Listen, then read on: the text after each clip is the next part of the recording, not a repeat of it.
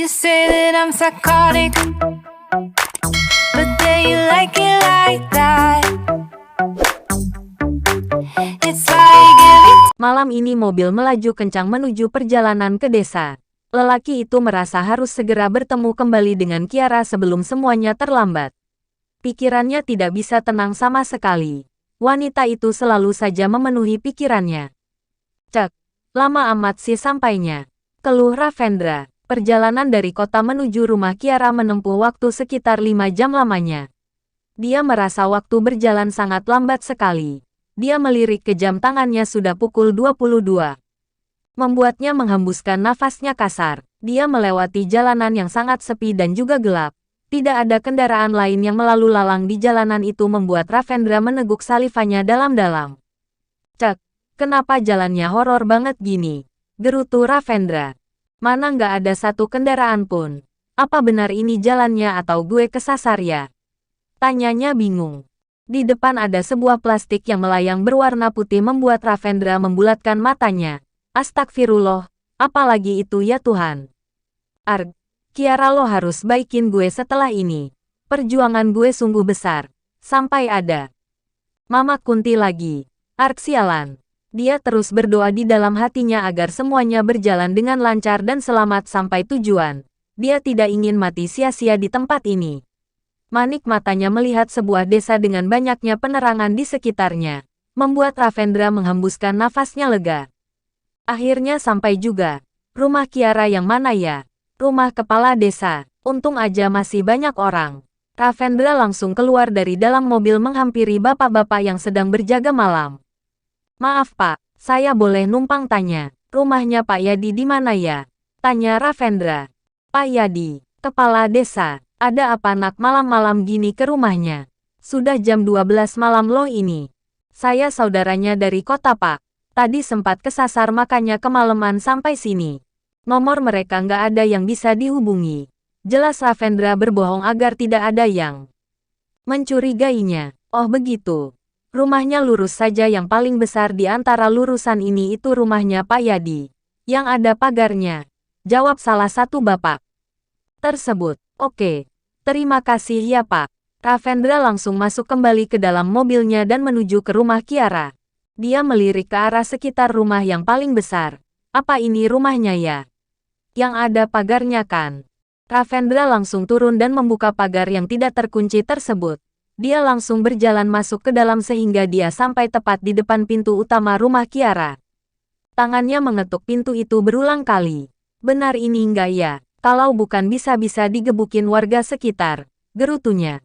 Dia kembali mengetuk pintu tersebut namun tidak ada yang keluar. Ravendra menghembuskan nafasnya kasar dan membalikkan tubuhnya.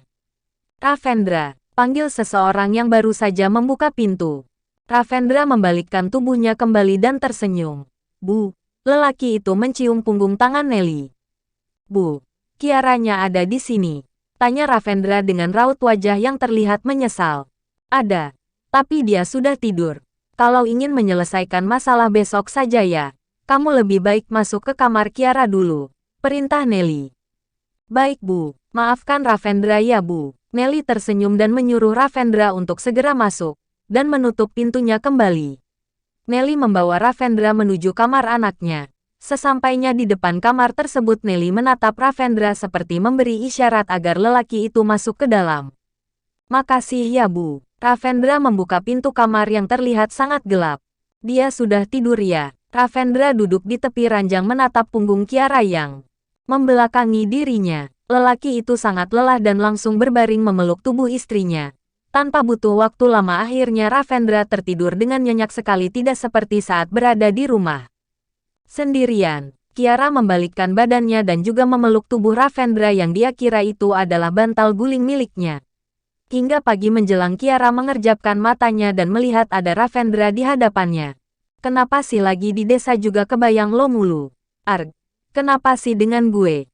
Lirih Kiara. Kiara, panggil Ravendra. Kiara membulatkan matanya dan mendorong Ravendra hingga lelaki itu terjatuh ke bawah. Kiara menutup mulutnya dengan kedua tangannya dan melirik ke bawah melihat Ravendra yang meringis kesakitan. Arg, Kiara kenapa lo dorong gue? Tanya Ravendra sambil memegang bagian tubuhnya yang sakit. Kak Ravendra, ini beneran lo Kak? Tanya Kiara masih tidak percaya dengan penglihatannya. Iyalah. Menurut lo siapa? Ngapain kakak kesini? Tanya Kiara acuh. Ravendra berdiri dan naik ke ranjang kembali menatap Kiara yang sedang mengacuhkannya. Dia menatap wanita itu dengan tatapan yang dalam dan menarik bahu Kiara untuk menghadap ke arahnya. Kenapa Kak? Kakak kesini mau ngapain? Mau ngehina Kiara lagi? Aturan kakak senangkan kalau Kiara pulang ke desa. Kakak bisa puas habisin waktu kakak sama Keisha.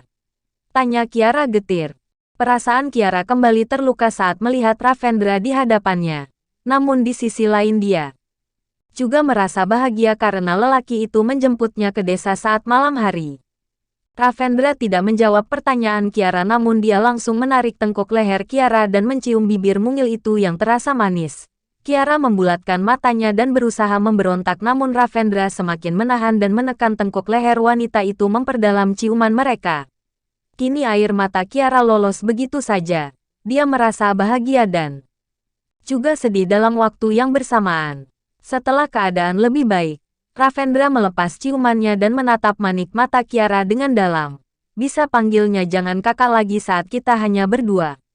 Jadi mau apa, Mas Ravendra? Jawab Ravendra dengan tersenyum manis.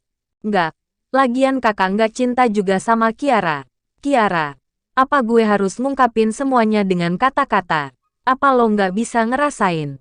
Kiara menggelengkan kepalanya. Enggak, Ravendra cukup kaku untuk mengungkapkan perasaan cintanya saat ini. Dia menggaruk belakang kepalanya yang tidak gatal lalu menatap manik mata Kiara. Kiara, aku mencintaimu. Bisa kita ulang semuanya dari awal lagi. Kita lupain yang pernah terjadi di antara kita. Kak Keisha, aku nggak pernah mencintainya atau bahkan menyukainya. Aku berjalan kemarin berdua sama dia karena aku memanfaatkannya agar mau memundurkan diriku dari drama untuk pentas seni. Dan sekarang karena kamu yang jadi Cinderella-nya maka aku akan siap jadi pangerannya. Apa kamu kira aku mau istriku disentuh oleh pria lain? Kiara mengembangkan senyumannya. Fakta atau bukan yang dikatakan oleh lelaki itu tetapi dia benar-benar bahagia saat ini. Kiara kembali menatap ke arah Ravendra dengan tatapan yang tajam. Apa kakak serius? Tanya Kiara. Ravendra kembali menarik tengkuk leher Kiara dan mencium bibir wanita itu dengan sangat lembut. Kiara mampu merasakan hal yang berbeda dari ciuman kali ini. Bahkan, dia membalas ciuman suaminya itu. Pintu terbuka begitu saja karena tidak dikunci oleh Ravendra malam itu dan Nelly membulatkan matanya lalu tersenyum. Kini wanita parubaya itu memundurkan langkahnya. Sedangkan Kiara dan Ravendra melepas ciuman itu dan langsung menjauh.